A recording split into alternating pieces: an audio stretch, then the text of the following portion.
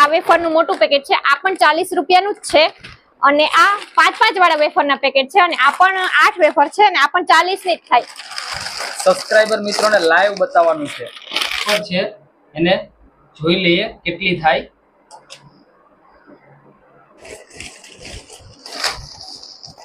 Hello મિત્રો, નમસ્કાર, સ્વાગત છે બધાનું ફરી એક નવા વિડીયોમાં. તો કાલનો આપણે વિડીયો અપલોડ કર્યો, તમે બધાએ જોયો હશે કે આપણી ચેનલ ઉપર ગૂગલ એડસેન્સ પિન આવી ગઈ છે અને એ બહુ સારી વાત કહેવાય કે આપણે એટલા બધા પડાવો પાસ કરી અને એટલો તમારા લોકોનો સપોર્ટથી આપણે ગૂગલ એડસેન્સ પિન સુધી પહોંચ્યા છે.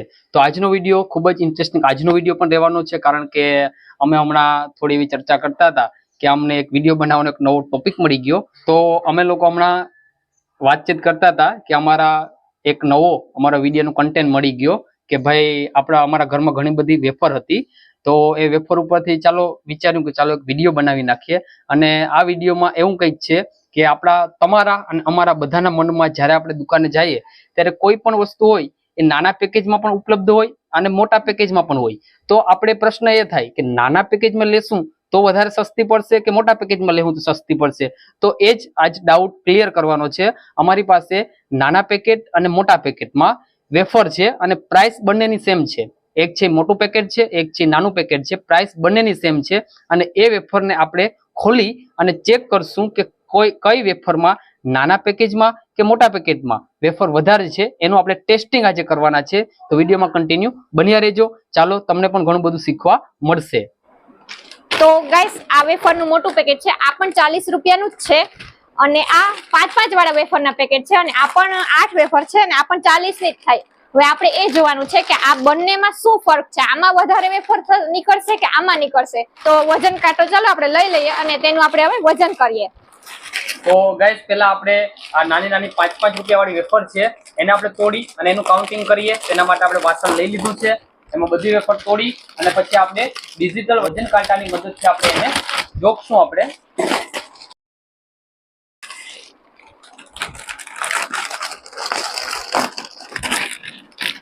ખાવાની નથી, થોડી થોડી ખાતા જાય અને તોડતા જાય. વજન પેલા કમ્પ્લીટ થઈ જાય પછી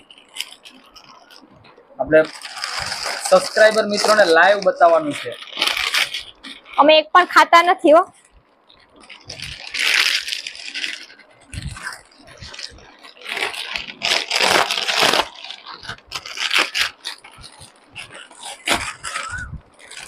મને તો એમ થાય કે હું ખાઈ જાઉં, પણ થોડુંક કંટ્રોલ કરવું પડશે.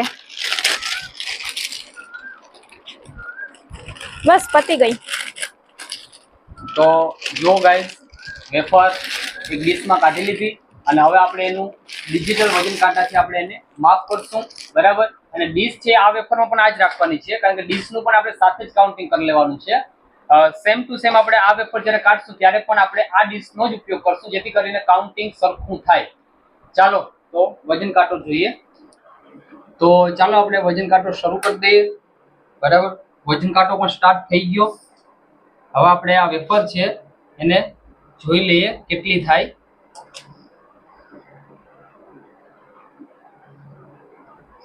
ચાલો, તો હવે આપણે જોઈએ કેટલી વેફર થશે. અહીંયા ડિજિટલ છે એટલે અહીંયા જેટલી વેફર થશે એટલું અહીંયા શો થઈ જશે. સાથે એમાં ડીશનો પણ માપ આવી જશે. ડીશ સાથે કરું બંનેમાં તો આનો ટોટલ વજન થાય છે 266 ગ્રામ. કેટલો થાય છે? 266 ગ્રામ આનો કુલ વજન થાય છે. તો ગાઈસ, આપણે માપ કરી લીધું, તમે જોઈ લીધું. અને આ વેફર જે નાની વેફર છે 5 રૂપિયા વાળી, એ 8 વેફરનું આપણે માપ કર્યું ત્યારે ટોટલ વજન થાય છે 266 ગ્રામ, બરાબર. હવે આપણે મોટી વેફર તોડી અને ચેક કરીએ કે એનું વજન કુલ કેટલું થશે અને બંનેમાં શું ડિફરન્સ છે. ચાલો જોઈએ. તો ગાઈસ, આપણે નાના વેફરના પેકેટ હતા જે 5 વાળા, એનું તો માપ કરી લીધું અને હવે આ છે 40 વાળું પેકેટ, એનું પણ માપ કરી લઈએ. અને માપ કરીને પહેલા તો મેં થોડીક વેફર તો ખાઈ જ લીધી અને હવે આપણે આનું માપ કરશું. અને બીજું આપણે છેલ્લે વિડીયોમાં એ ચર્ચા કરવાની છે કે આ ડીશનું વેઇટ કેટલું થાય, બરાબર. એ પણ આપણે કમ્પેરિઝન કરી લેશું કે આ ડીશનું વજન કેટલું છે અને એમાં વેફર કુલ કેટલી હતી. એ બંને આપણે કમ્પેરિઝન વિડીયોના અંતમાં કરી લેશું. આ વેફરમાં વજન છે 135 ગ્રામનો, એટલે જોઈએ કે 135 ગ્રામ થાય કે નહીં.